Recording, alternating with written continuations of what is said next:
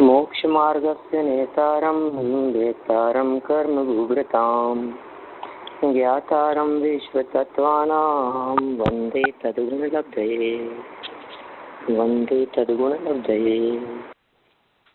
तत्वार्थ प्रमाण शास्त्र की यह तत्वार्थ राजवार्तिक नामक टीका है और इस मूल टीका के आधार से अपने यहाँ तीसरे अध्याय के 27 नंबर के सूत्र के संदर्भ में चर्चा कर रहे थे। यहाँ इस सूत्र की चर्चा करते हुए भरत और ऐरावत क्षेत्रों में प्रवर्तमान काल के स्वरूप की चर्चा चल रही है। भरत क्षेत्र में और उसी के समान उत्तर दिशा में दिखाई देने वाला एक ऐरावत क्षेत्र है। इन दोनों क्षेत्रों में किस प्रकार का काल वर्तता है उसकी यहाँ चर्चा चल रही है। इस संदर्भ में हमने ये तो देखा है कि 6 प्रकार के उत्सर्पणी और 6 प्रकार के अवसर्पणी काल होते हैं। ये काल का पूरा चक्र है। ये सर्कल है। इसी सर्कल के हिसाब से काल परिवर्तित होता रहता है। काल का परिवर्तन जब भी होता है वो बस उत्सर्पणी से शुरुआत होती है। आप इसको ऐसा समझ सकते हैं, काल चक्र को समझने के लिए एक काल से रिलेटेड एक चित्र बनाना पड़ेगा आपको। बहुत सरल है, चित्र नहीं है एक्चुअल में वो। आपको ऐसा कह सकते हैं, अपन ने गोला बना लिया एक बिल्कुल राउंड, जैसा जम्बू द्वीप बनाया था ना, तो जम्बू द्वीप जैसा अपन ने गोला बना लिया और उस गोले के बीच बिल्कुल ऊपर से लेकर नीचे तक एक लाइन खींचनी है। तो 2 पार्ट हो जाएंगे, एक लेफ्ट साइड वाला पार्ट और एक राइट साइड वाला पार्ट। बस यही काल चक्र है। इसको समझना बहुत आसान है। माने क्या करना है, आप क्या कर सकते हैं। यदि आपके हाथ में पेपर पेन यदि हैं तो आप एक बिल्कुल राउंड शेप बना लीजिए और ऊपर से नीचे तक उसके बीच में एक लाइन खींच दीजिए। माने उस गोले को 2 भागों में बांटना है। ऐसा समझ लीजिए रोटी के 2 हिस्से करने हैं। गोल राउंड रोटी बनती है ना घर में, आधी रोटी लेफ्ट साइड में और आधी रोटी राइट साइड में। बिल्कुल बीच में से 2 पीस करके अपने लेफ्ट और राइट कर दिया। अब बिल्कुल सेंटर के टॉप में चले अपन। वहां से अपने को देखना है कि लेफ्ट साइड के अंदर जो पोर्शन है, ऊपर से देखते हैं तो बिल्कुल घड़ी की सुई की तरह है। वो वहां से घूमता हुआ नीचे तक आता है, अर्थात गिरता हुआ आएगा। आप समझ लीजिए, इसमें आप घड़ी में 12 बजा दीजिए।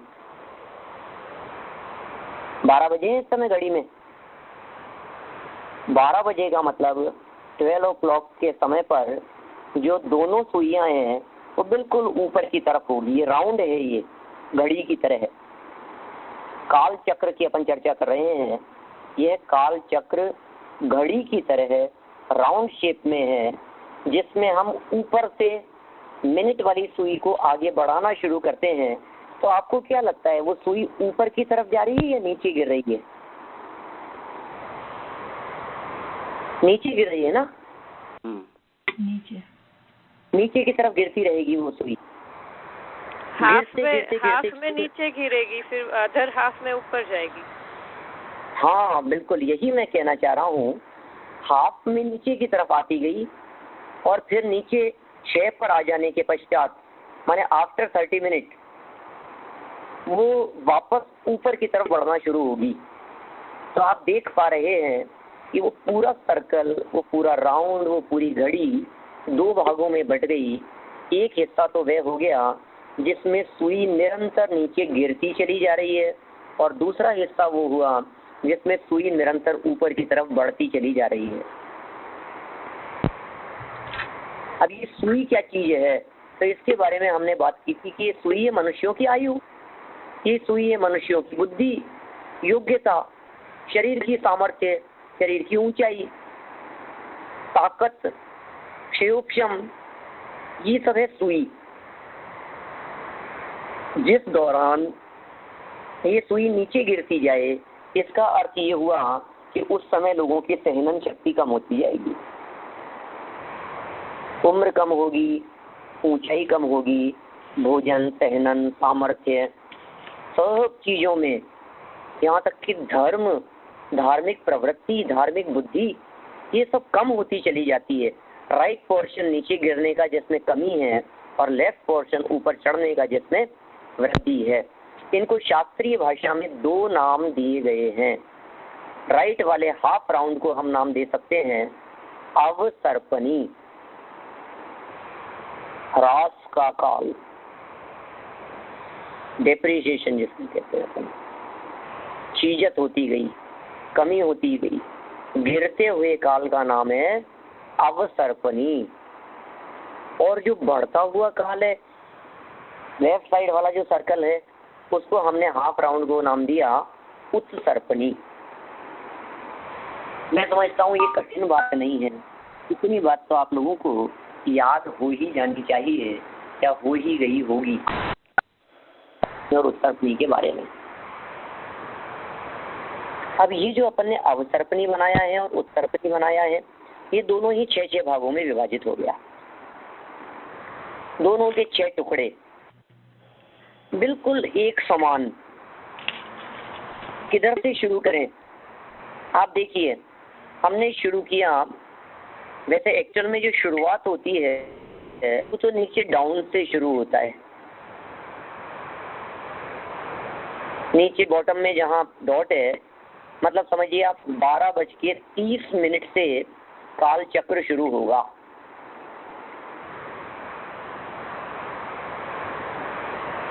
12:30 से काल चक्र शुरू हुआ।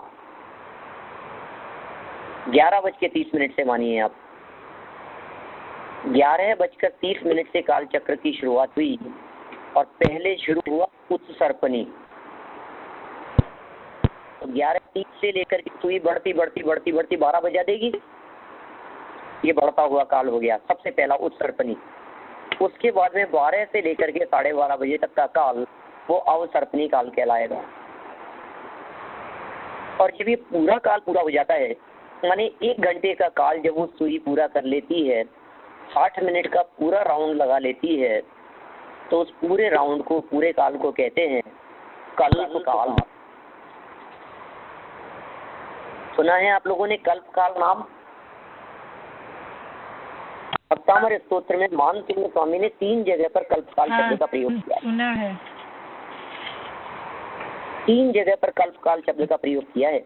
कल्पांत काल मरुता चलता चले न, कल्पांत काल पवनोद्यत, ऐसे 3 जगह प्रयोग किए हैं। कल्पांत काल, एक कल्प का अंत काल क्या होता है? कल्पांत माने कल्प के अंत का काल, वो कल्पांत काल कहलाता है। कल्प के अंत के काल को कल्पांत काल कहते हैं। कल्प की शुरुआत हुई 11:30 बजे से और कल्प का समापन हुआ 12:30 बजे पर। देखिए, ये टाइम मत याद कर लेना आप, कहीं किसी को कहो कि 11:30 बजे से शुरू होता है और 12:30 बजे खत्म हो जाता है, ऐसा बिल्कुल नहीं है। ये तो मैं आपको घड़ी दिखाने के लिए, घड़ी की दृष्टि से समझ सकें कि सुई का कांटा कैसे बढ़ रहा है और कैसे वापस गिर रहा है, सिर्फ इतनी बात को प्रदर्शित करने के लिए मैंने 11:30 से 12:30 बजे तक 1 घंटे का उदाहरण माना है। 1 घंटा बराबर 1 कल्प काल, हाफ एन आवर बराबर उत्सर्पणी। नीचे की तरफ जाएगा तो अवसर्पणी, ऊपर की तरफ कितना ही अब ठीक है। अब देखिए, इसमें और थोड़ा सा अपन अंदर चलते हैं, डेप्थ में चलते हैं। कल्पांत काल की चर्चा जो वहाँ की है भक्तामर स्तोत्र में, वो प्रलय के संदर्भ में की है। इट मीन्स जब भी कल्प का अंत समय आता है तो उसमें प्रलय हो जाती है। इसका मतलब जब ये पूरा सर्कल पूरा होगा, माने पूरा उत्सर्पणी काल व्यतीत होगा और फिर पूरा अवसर्पणी काल व्यतीत होगा, तो उस अवसर्पणी के अंत में 12:30, बस वही लास्ट 12:29 से लेकर 12:30 तक, 12:29.55 सेकेंड से लेकर 5 सेकेंड जो अंत का जो काल है, उस दौरान आती है प्रलय। कहाँ आएगी ये प्रलय? शंका खड़ी होती है ना, प्रलय कहाँ होगी, तो बताते हैं कहाँ होगी प्रलय। सीधी सी बात है, जहाँ पर उत्सर्पणी होगा और जहाँ अवसर्पणी होगा, आखिर प्रलय भी तो वही होगी, क्योंकि इन्हीं दोनों के राउंड का नाम कल्पकाल है, तो कल्प का अंतकाल भी वहीं आएगा। तो कहा भैया ये जो उत्सर्पणी और अवसर्पणी का परिवर्तन है, यह परिवर्तन सिर्फ भरत और ऐरावत क्षेत्र में ही होता है। क्या ये परिवर्तन सिर्फ भरत और ऐरावत क्षेत्र में ही होता है? इसका मतलब प्रलय भी भरत और ऐरावत क्षेत्र में ही आएगी। क्या इसके बाहर प्रलय भी नहीं हो सकती है, भरत और ऐरावत क्षेत्र के बाहर। कल्पकाल समझ में आ गया क्या? इसकी नाप समझ लीजिए, नाप कितनी बड़ी है इस कल्पकाल की। 20 कूड़ा कोड़ी सागर। क्या कहा? कल्पकाल कितना बड़ा? 20 कूड़ा कोड़ी सागर। 20 कूड़ा कोड़ी सागर का एक कल्पकाल होता है। ठीक है, कितना बड़ा हुआ? 20 कूड़ा कोड़ी सागर का कल्पकाल। अच्छा, मैं आपसे पूछ सकता हूँ, यदि कल्पकाल 20 कूड़ा कोड़ी सागर का है तो उत्सर्पणी कितना बड़ा होगा? 10 कूड़ा कोड़ी। 10 कूड़ा कोड़ी सागर, बिल्कुल सही जवाब। पर अवसर्पणी कितना बड़ा होगा, कोई बता सकता है? अभी 10, वो भी 10 कूड़ा कोड़ी सागर का होगा। उत्सर्पणी काल भी 10 कूड़ा कोड़ी सागर का, अवसर्पणी काल भी 10 कूड़ा कोड़ी सागर का, और दोनों मिलकर के एक कल्पकाल वो होता है 20 कूड़ा कोड़ी सागर का। क्या? तो इसका मतलब हुआ कि जो जीव भरत और ऐरावत क्षेत्र के बाहर है उसको प्रलय की असर नहीं होगी। बिल्कुल सही कह रहे हैं आप, लेकिन ये उस समय की बात है ना। देखिए आप, हम कह रहे हैं कि वो व्यक्ति प्रलय के समय कौन सी जगह पर है। हाँ वही, हम लोगों के ऊपर प्रलय आएगी, हम भरत क्षेत्र में रहते हैं ऐसा नहीं है, क्योंकि उस प्रलय के काल में पता नहीं हम विदेश क्षेत्र में होंगे कि देवगति में होंगे कि हेमवत क्षेत्र में होंगे कि हिरण्यवत में होंगे कि रम्य क्षेत्र में होंगे, कहाँ होंगे, कौन से द्वीप समुद्र में होंगे, अपन नहीं कह सकते ना। इसलिए ये बात उस सिर्फ क्षेत्र की अपेक्षा से समझना चाहिए। भरत क्षेत्र में अवसर्पणी काल के अंत में, उस अवसर्पणी काल के अंत को पूरे कल्प काल का अंत भी कहते हैं। उस समय में भरत और ऐरावत दोनों ही क्षेत्रों में, दोनों ही क्षेत्र भी क्या कहें हम, दोनों ही क्षेत्रों के आर्य खंड में सिर्फ इतना ही अर्थ है। दोनों क्षेत्र का अर्थ भी क्या लगा रहे हैं आप? ऐसा नहीं है कि दोनों क्षेत्र नष्ट हो जाते हों। दोनों ही क्षेत्रों के अंदर जो सिर्फ आर्य खंड है, उस आर्य खंड के अंदर ही प्रलय आती है, इसके अलावा कहीं प्रलय नहीं आती है। पंडित जी, हाँ, वो भी तो एक थोड़े टाइम, और वो भी तो छठवां काल में ही होता है ना, वो प्रलय बस थोड़ा टाइम तक ही है। पूरे छठे काल में नहीं होता। हाँ, छठवें काल के अंत में सिर्फ 49 डेज ओनली। 49 डेज। हाँ हाँ। और पंडित जी दोनों जगह एक ही साथ होता है ये ऐरावत और भरत क्षेत्र में? दोनों एट ए टाइम, बिल्कुल एक साथ होता है दोनों जगह। ओके, दोनों जगह पर एक साथ होता है। देखिए प्रलय के अंदर क्या होगा, उस प्रलय काल में सब कुछ धीरे धीरे करके नष्ट हो जाता है। माने जैसे प्रलय होना शुरू होता है तो पूरा कल्प काल समाप्त होने में जब 49 दिन बचे हुए होंगे, तो उस समय सबसे पहले 7 दिन तक भयंकर गर्जना के साथ में बरसात होगी। भयंकर गर्जना के साथ में मेघों के द्वारा 7 दिन तक निरंतर बरसात चालू हो गई।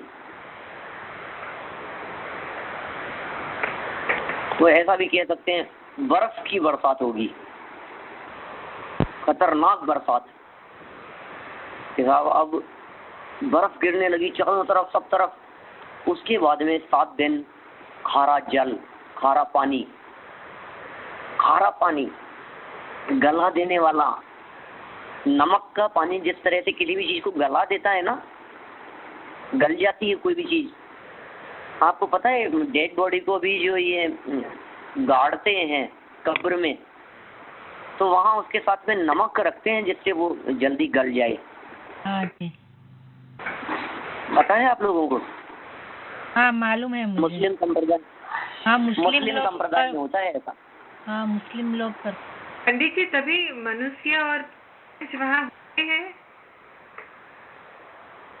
मनुष्य और पेरियंट। हाँ, मनुष्य तिरियन सभी की ऐसी दशा होगी, सभी मरने लगते हैं धीरे धीरे। ये वर्षा के कारण? हाँ, वर्षा के कारण। सुनिए तो सही, 49 दिन तक क्या होता है। सबसे पहले बर्फ की बरसात हुई, बर्फ के मारे, ठंड के मारे लोग मरने लगे। फिर खारे पानी की बरसात हुई, लोग गलने लगे। उसके बाद में जहर मिले हुए जल की बरसात होने लगी 7 दिन तक। विष जल शब्द का प्रयोग किया है। उसके बाद में धुआं बरसने लगा, धूम्र। धुआं के बाद में धूल, धूल के बाद में 7 दिन तक वज्र की बरसात होने लगी, और उसके 7 दिन तक अग्नि बरसने लगी। धूल के बाद क्या बताया? किसके बाद? धूल के बाद? धूल के बाद में वज्र। वज्र? वज्र जानते हैं आप? वज्र माने एक ठोस घन पदार्थ, ऐसा जो सबको नष्ट कर देने में, चूर चूर कर देने में समर्थ होवे। तो पूरा एकदम वजन वाला कोई घन पदार्थ? हाँ, वजन वाला ऐसा घन पदार्थ। ये समझिए आप, ये जो क्या कहेंगे उसे, पत्थर जैसा तो नहीं? यानी वो पत्थर जैसा तो नहीं, वज्र की दीवार हथौड़ी होती है ना, हथौड़ी। हाँ, हथौड़ा होता है ना जिससे कील ठोकते हैं। हाँ, लोहे की चीजें, सब लोहे की चीज कैसे गिरती है? लोहे का ठोस घन, हाँ इसी तरह का कुछ। तो ये वज्र की बरसात ऐसे चले। लेकिन ये से हवा में से कहाँ से आता है? बस ये प्रकृति की ऐसी व्यवस्था है, और ऑटोमेटिक ही होता है, अपने आप उथल पुथल हो जाती है पूरी पृथ्वी। समझ लो आप, नीचे से ऊपर, ऊपर से नीचे, सब पानी पानी हो जाएगा। अग्नि की बरसात होगी फिर उसके पश्चात।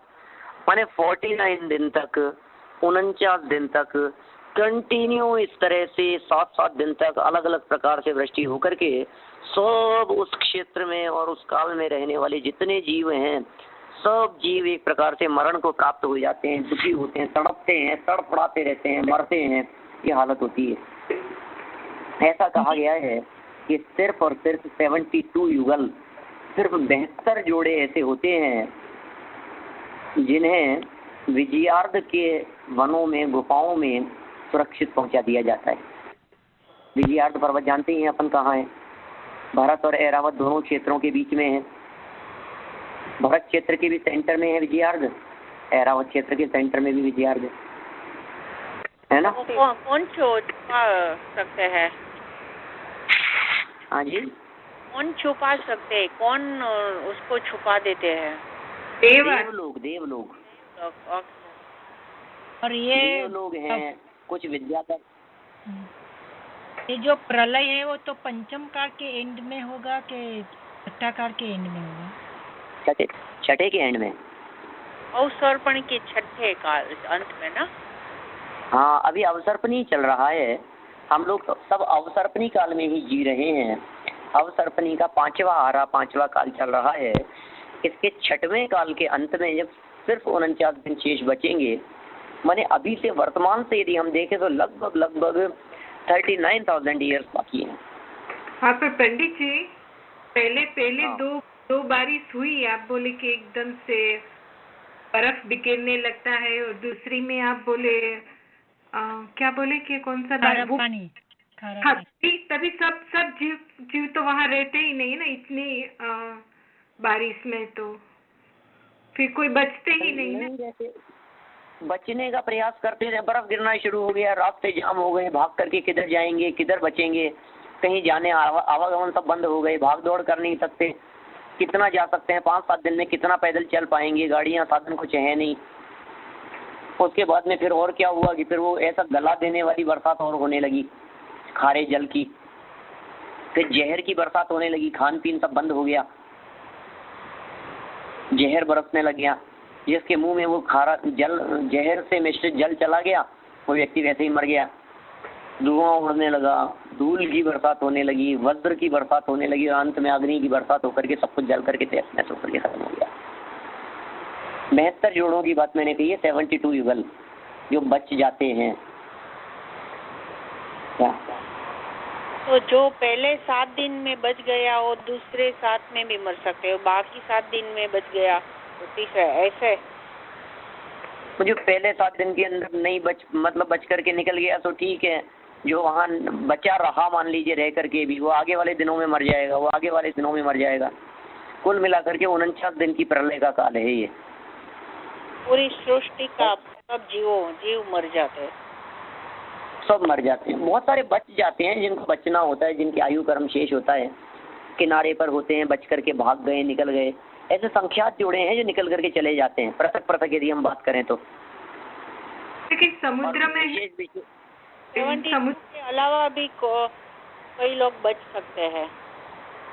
हाँ, जहाँ भी बचने की संभावना दिखे, नदी गंदराओं में, गुफाओं में, शिलाओं के पीछे, शिलाओं के ऊपर, जहाँ संभव। जैसे कुल मिलाकर के तो आप समझ लीजिए, जैसा अभी मैंने तो सच में रेडिएशन का खतरा देखा था टीवी की स्क्रीन पर आज के 2 साल 3 साल पहले, जापान का जो दिखाया था वो दृश्य।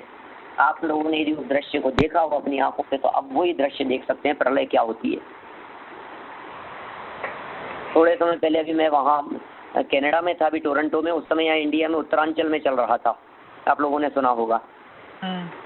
जून की लास्ट की बात है शायद, आई थिंक। तो अपने टीवी की स्क्रीन से देखा है आप लोगों ने भी उत्तरांचल के अंदर क्या स्थिति हुई थी। और मचती रहती है इस तरह की तबाही, जहाँ कहीं पर भी ऐसी सुनामी की लहरें आती है, एकदम तूफान और प्रलय और भयंकर आंधी। ये ऐसे आंधी तूफान चलते हैं जो पर्वतों को उड़ा करके ले जाते हैं, नॉर्मल नहीं है ये। जो हमने आंधी की चर्चा की, जो धूल उड़ने की बात कही है, धूल इतनी साधारण नहीं है कि थोड़ी बहुत धूल उड़ रही हो। ये ऐसी धूल होती है जिसके अंदर न पर्वत बचते हैं, न मकान बचते हैं, न घर बचते हैं, न बिल्डिंगें बचती है, आदमी भी उड़ते हैं पक्षियों की तरह। पक्षियों की तरह तो नहीं कह सकते, लेकिन समझिए पेपर की तरह उड़ते हैं। तेज आंधी तूफान में जिस तरह से वृक्ष के पत्ते टूट करके इधर उधर उड़ने लगते हैं, ठीक उसी प्रकार मनुष्य और तिर्यंचियों की स्थिति भी इसी प्रकार की होती है। कृत्रिम सब है, वो सब नष्ट हो जाता है ना तभी। हाँ, ये इसीलिए मैंने कहा आर्यखंड की भूमि की बात कही, पूरे भारत क्षेत्र में भी नहीं। विजयार्थ पर्वत तो अकृत्रिम है, विजयार्थ पर्वत में तो प्रलय नहीं आती है। और पंडित जी, जो विजयार्थ पर्वत पे जो जाते हैं तो ये कनेक्टेड जो भरत क्षेत्र और जो मलेच्छ खंड को डिपार्ट करता हुआ जो विजयार्थ पर्वत है वहाँ तक ही जाएंगे ना, क्योंकि हाँ, और क्या। हाँ। बिल्कुल, ये जो विजयार्थ पर्वत आर्यखंड और मलेच्छ खंड को जो कनेक्ट कर रहा है, जहाँ बीच में दोनों साइड गंगा और सिंधु नाम की नदियां हैं, यही बोल रहे हैं ना आपने? क्या कहा? विदेश क्षेत्र तो नहीं कहा ना आपने? हाँ, विदेश क्षेत्र में तो नहीं जाते ना वो देवलोग, क्योंकि वापस यही संतति खड़ी होगी ना, वापस वो आ जाएंगे, रहेंगे। भरत क्षेत्र से ऐरावत इसमें भी नहीं जाते, हेमवत क्षेत्र में भी। सेकंड नंबर का क्षेत्र हेमवत क्षेत्र, भरत से निकल करके हेमवत क्षेत्र में भी नहीं जाते। हाँ। तो भरत में ही आर्यखंड से मलेच्छ खंड में चले गए, विद्याधरों की श्रेणियों में चले गए, जहाँ जिसको जैसा मौका मिला। तो जान बचाने वाली बात है भाई। सब तरफ त्राही त्राही मच रही हो, लूट मार मच रही हो, तो व्यक्ति अपनी जान बचाने के लिए कहाँ कहाँ जहाँ जगह मिलती है वहाँ भागता है, वहाँ बचने का प्रयास करता है। जिधर बचने का मौका मिले देव लेते हैं ना उसको, तो देव लेके जाते हैं, तो वो कहाँ भी जा सकते कुछ हैं। करुणा बुद्धि से जिन देवों के मन में किसी को बचाने का कुछ करुणा भाव आ गया, वे उन्हें लेकर के चले गए, बचा लिया। किसी को पूर्व भाव की मित्रता हो, किसी के प्रति कोई अनुराग हो, या सहज ही अपने हृदय के भाव को देख करके, अंतरंग के ऐसे शुभ भाव, मंद कषाय भावों को देख करके कि अरे चलो तो बेचारे मर रहे हैं, देखो कैसे तड़प रहा है, बचा लो इसको। अपने हाथ से उठा लेता है, उठा करके और वो पहुंचा देता है उसको। पृथक पृथक तो संख्यात बच जाते हैं, बहुत सारे बच जाते हैं जीव। और फिर ये तो बात कही मैंने कल्प के अंत समय के बारे में। जिस तरह कल्प के अंत काल की बात कही है, इसी तरह से फिर वापस काल शुरू होता है। मतलब युग का प्रवर्तन शुरू होगा ना, युग की हाँ। आदि में, तो वहां से फिर 49 दिन तक प्रतिपदा से ये युग की शुरुआत हुई। ठीक है, वापस 49 डेज, वापस 49 डेज तक अच्छी बरसात होती है, अच्छा काल पकता है। सावन कृष्ण प्रतिपदा पहला दिन, सावन कृष्ण प्रतिपदा ये युग के प्रारंभ का दिन है, ये पहला दिन कहलाता है सावन कृष्ण प्रतिपदा। ये प्रलय काल तक रहेगा। प्रलय काल तो सावन कृष्ण, हाँ जी, तो प्रलय का होगा तो पहले उत्सर्पणी का वो दुखमा काल होगा ना। अवसर्पणी का अंतिम दुखमा। हाँ, और बाद उत्सर्पिणी कब चालू होगी? उसके बाद वाले दोबारा दुखमा काल में, वहीं से अवसर्पणी खत्म हुआ और उत्सर्पणी शुरू हो गई। सो पंडित जी, सन 2012 खत्म यही हुई। आपने जो श्रावण पक्ष प्रतिपदा का दिन है, तो वो अब हाँ यहाँ पर बोलते हैं ना कि वो जो 4 महीने चतुर्मास की शुरुआत, ये काल इसको कहते हैं।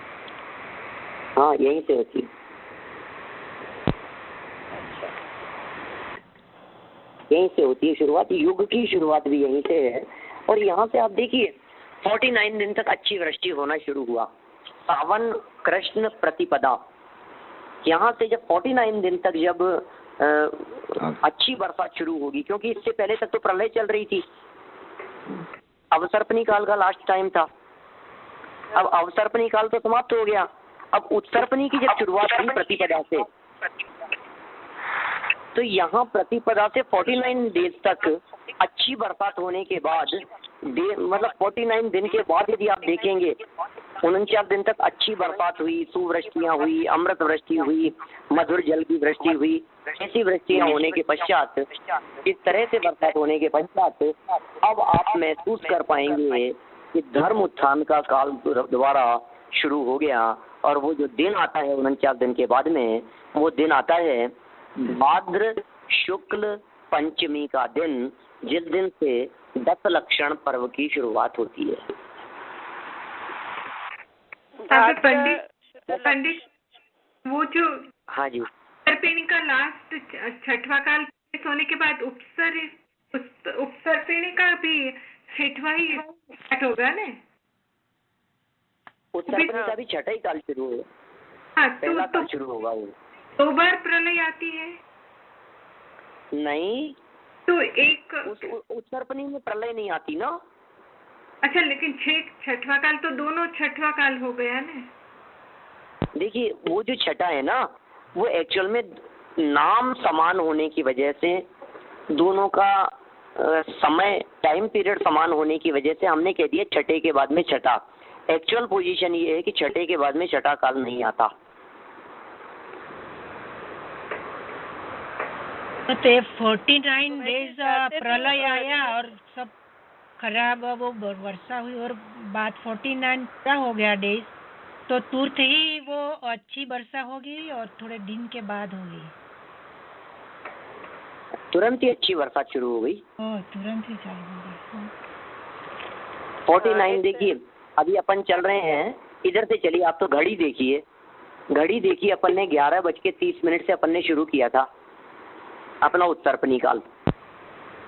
11:30 पर जब अपन ने उत्सर्पणी काल शुरू किया, आपके पास में सामने यदि क्लॉक यदि हो तो आप बहुत आसानी से इस चीज को देख पाएंगे। हाँ जी। हाँ।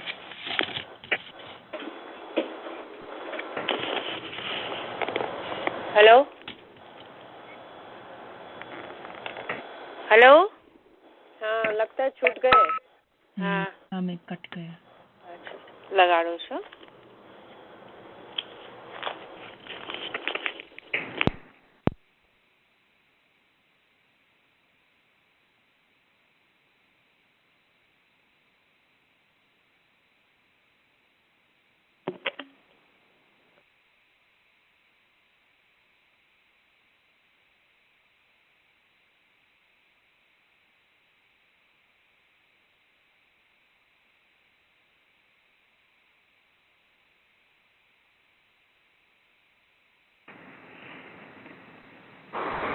हाँ देखिए, मैं आपको ये जो चीज़ है, इस चीज़ को वापस ऐसा समझाता हूँ, आप मिनट के आधार पर समझ लीजिए, आपको थोड़ी सी सुविधा रहेगी और थोड़ी वो बात आसानी से समझ में आएगी। मैं कोशिश करता हूँ, ठीक है ना। जैसे देखिए 11:30 पर अपन ने उत्सर्पणी काल को शुरू किया, तो 11:31 तक ऐसा मान करके चलिए 11:30 से लेकर 11:31 तक पहला काल, उत्सर्पणी का पहला काल। ये उत्सर्पणी के पहले काल का नाम है दुखमा दुखमा, उत्थान का काल है, बढ़ता हुआ काल है ये। यहाँ निरंतर धीरे धीरे वृद्धि होती जा रही है। इसका टाइम पीरियड है 21,000 वर्ष। 1 मिनट, 1 मिनट पूरा हो गया। मैं तो अंदाजा बता रहा हूँ, मिनट को ध्यान मत रखना।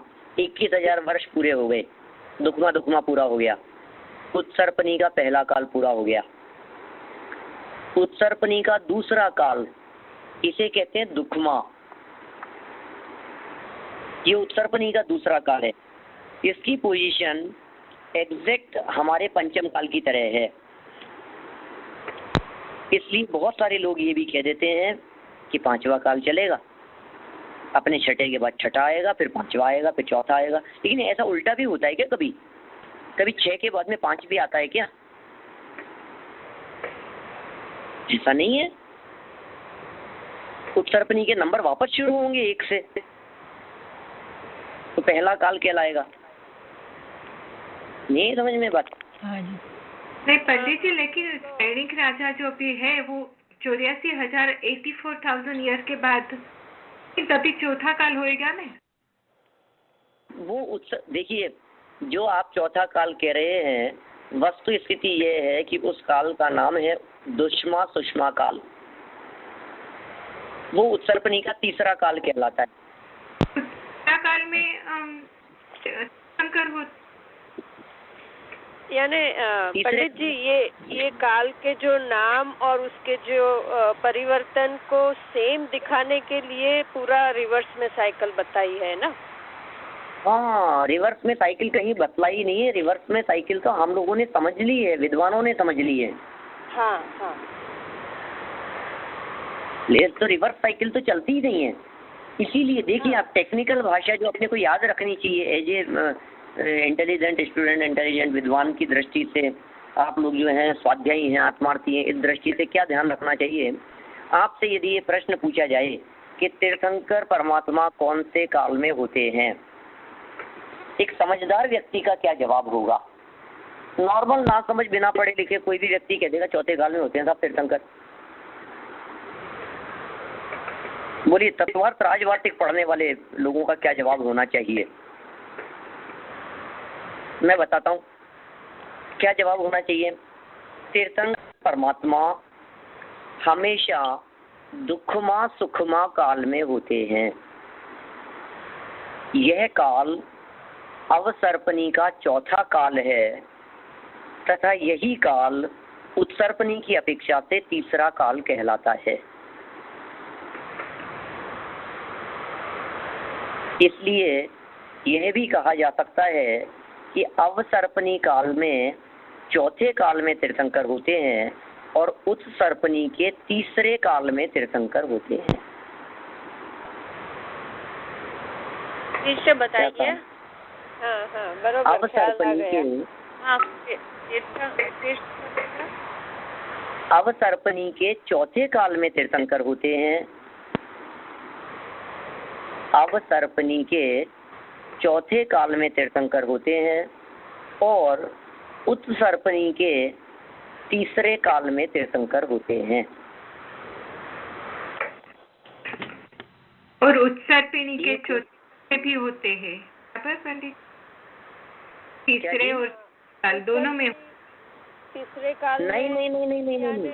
हाँ बरोबर, यानी हमने है ना रिवर्स में जो छठा काल है ना, वो छठा काल 6 नंबर न देते हुए 1 नंबर दिया उसको, और पांचवे को 2 नंबर दिया और चौथे को 3 नंबर दिया। आप जो बोल रहे हो काल में तीर्थंकर होते हैं उत्सर्पिणी के, चौथे काल में भी हुए कि नहीं? नहीं, मेरा चौथा काल तो भोग भूमि का होता है वहाँ। हाँ, फिर वो भोग भूमि हो जाएगा, क्योंकि वो फिर तीसरा वैसे तो कहलाएगा ना, I mean चौथा कहलाएगा इसमें हमारे जो का चौथा। तो नंबर देखिए पहला देखिए, हाँ पंडित जी आप बताइए। अभी ऐसा समझ लीजिए आप, अवसर्पणी काल और उत्सर्पणी काल के अंदर बिल्कुल कंफ्यूजन का मामला नहीं है। आपने जो समझा है ये समझा है कि छठे के बाद में छठा आएगा, ठीक है, हमें उसमें भी ऐतराज नहीं है। छठे के बाद में छठवा आप क्यों कह रहे हो ये बतला दो मेरे को। छठे के बाद में छठा काल क्यों आएगा? कौन से शास्त्र में लिखा है कि 6 के बाद में 6 दोबारा आएगा? कोई तो बताए हमारे को, कोई शास्त्र ला करके।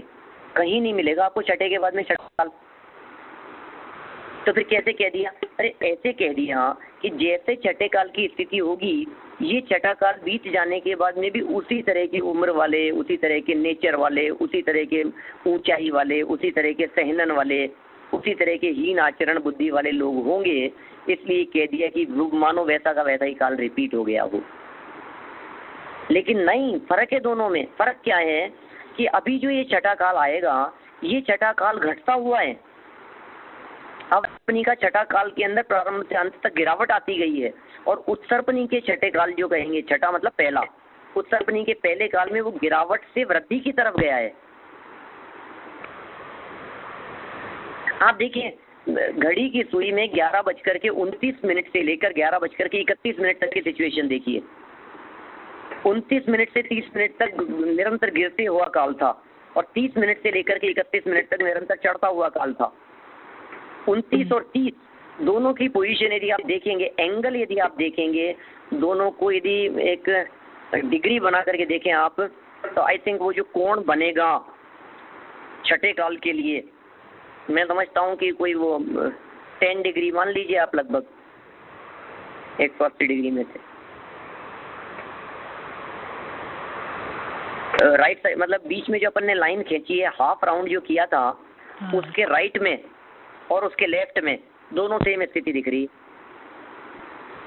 भाई 21,000 वर्ष का ही होगा, दुखमा नाम होगा, वही 16 साल की अधिकतम उम्र होगी, 20 साल की हो जाएगी, वही 3 हाथ की आयु होगी, सभी मांसाहारी होंगे, उसमें भी अग्नि नहीं होगी।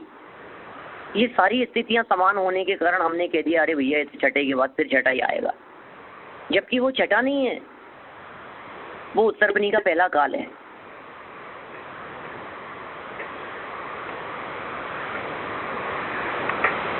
यहाँ प्रगति की तरफ जा रहा है और वो दुर्गति की तरफ जा रहा था।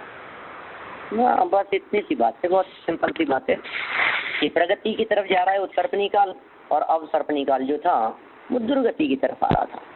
नहीं वो तो नहीं, लेकिन वो अवसर्पिणी सर्पिणी वो जो मीनिंग है ना दोनों का, इसके अभी थोड़ा था ले बताया बराबर है। अवसर्पणी माने गिरता हुआ काल, और उत्सर्पणी माने बढ़ता हुआ काल। उत्थान का सूचक है, बढ़ने का सूचक। उत्कर्षण जानते हैं ना आप, उत्कर्षण क्या होता है? हाँ। उत्कर्षण अपकर्षण तो पढ़े हैं ना अपन ने। हाँ जी। तो उत्कर्षण बढ़ने का काल होता है ना, तो उत्सर्पणी है बढ़ने का काल है, उससे याद रखें आप। हाँ जी। अवसर्पणी गिरने का काल है। आप नंबर में कंफ्यूज नहीं हो, बस मेरा इतना कहना है। पंडित जी, लेकिन नॉर्मली यही सुना है और सब याद रखने के लिए यही अच्छा रहता है ना, क्योंकि वो दुखमा छठा काल यानी अवसर्पिणी का भी सब नेम सब फिर सेम होंगे अगर हम नंबर भी सेम रखेंगे तो। देखिए अभी अपने समझने की दृष्टि से तो अपन ने कर लिया, लेकिन कभी शास्त्र में पढ़ेंगे ना आप तो जवाब गलत हो जाएगा आपका, तो फिर समझ नहीं पाएंगे। इसलिए हम तो शास्त्र समझा रहे हैं, इसलिए आपको वो एंगल भी बतला रहे हैं जो आपने नहीं सुना है, वो जानना बहुत जरूरी है। हाँ। आप कभी भी शास्त्र के अंदर पढ़ेंगे तो गड़बड़ हो जाएगी। देखिए यहीं पर दिखाता हूं मैं आपको, आप देखिए ये है अपने चौथा 5वां नंबर पॉइंट, पेज नंबर 388।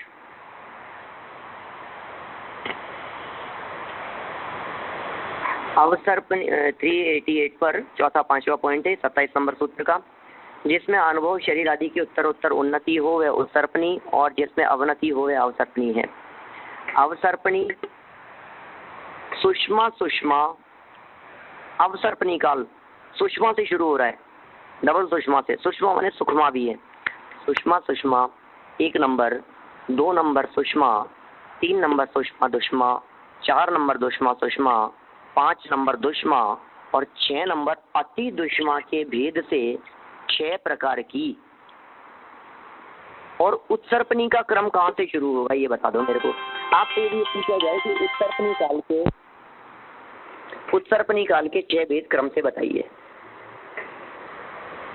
नाम बताएं आप उत्सर्पणी काल के 6 भेद होंगे। दुखमा दुखमा से शुरू होगा। हाँ, दुखमा दुखमा हाँ, यहाँ है ना का अति दुख, उसको दुष्मा, फिर ऐसे लिखा है ना यहाँ। पहले 3 हो गया पहले का अवसर्पणी का, उसके बाद में बाकी 3 होगा उत्सर्पणी का। ऐसा नहीं है। ऐसा नहीं नहीं वो नहीं। पहले से ही।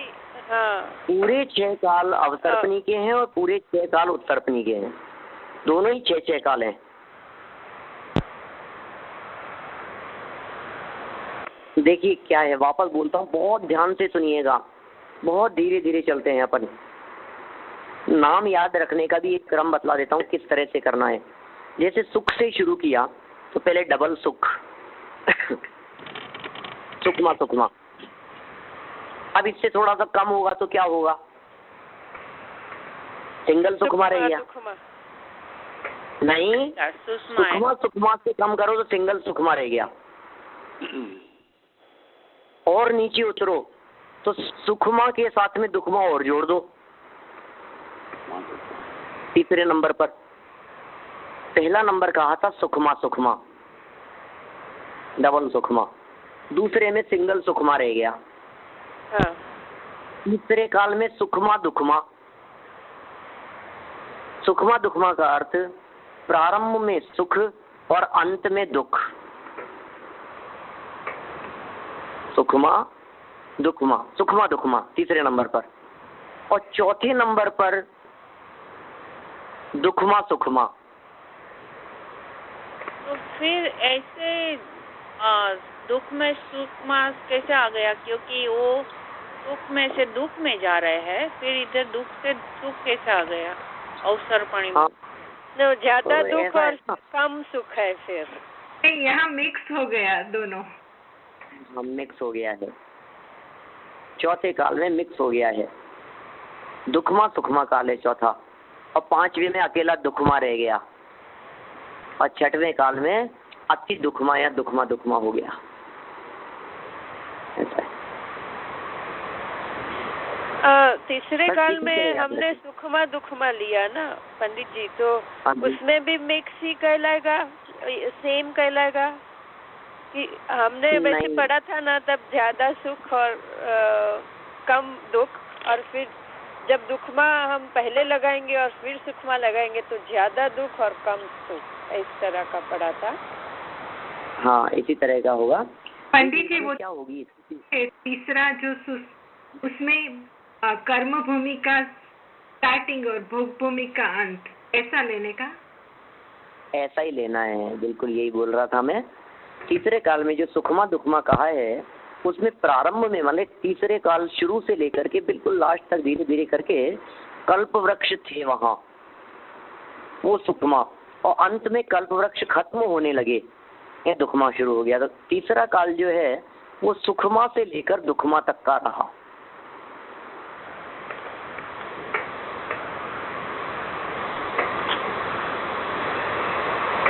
और चौथा काल जो है वो दुखमा सुखमा कहा।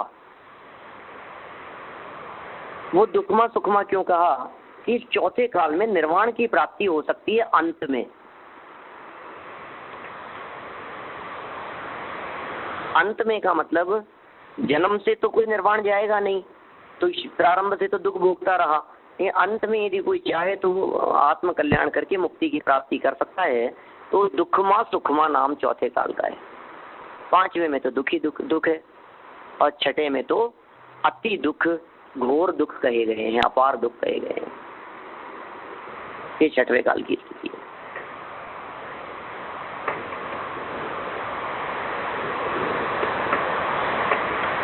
ठीक है। ये अवसर्पणी के चौथे काल में तीर्थंकर हुए, तो फिर उस अवसर्पणी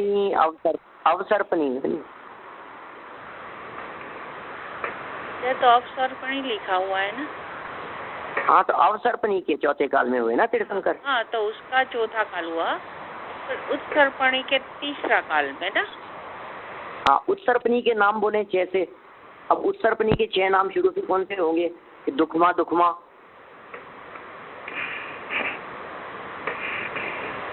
उसके बाद में सिंगल दुखमा, उसके बाद में दुखमा सुखमा, फिर सुखमा दुखमा, फिर सुखमा, और फिर सुखमा सुखमा।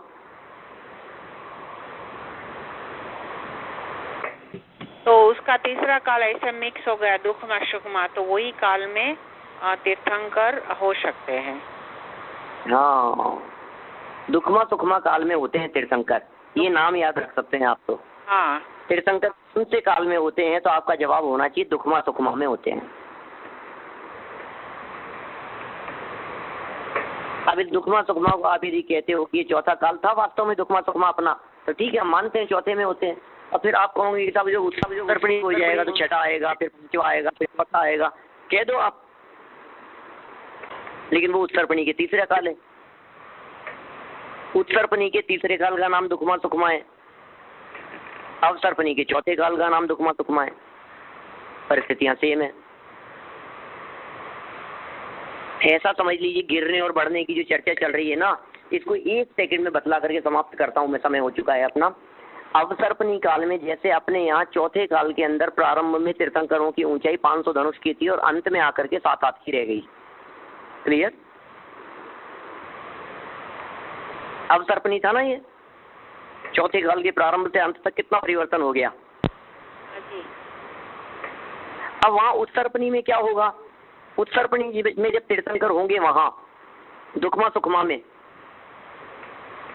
उत्सर्पणी का तीसरा, उसमें जब तीर्थंकर होंगे तो पहले तीर्थंकर की आयु इतनी होगी 50-60 वर्ष की, 100 वर्ष की, और अंतिम तीर्थंकर की आयु वही होगी 84 लाख पूर्व के आसपास। उल्टा हो गया, उल्टे क्रम में बढ़ेगा ऐसा। इस तरह से विचार कीजिएगा आप। इसके संदर्भ में और भी अधिक रोचक बातें हैं बहुत सारी, अपन कल इन विषयों के संदर्भ में आगे बात करेंगे। अभी की बात को यहीं विराम देता हूँ। जनवाणी बोल लेते हैं हम लोग। जनवाणी के ज्ञान से सूझे लोकालोक, तो वाणी मस्तक नमो सदा देता हूँ, सदा देता हूँ।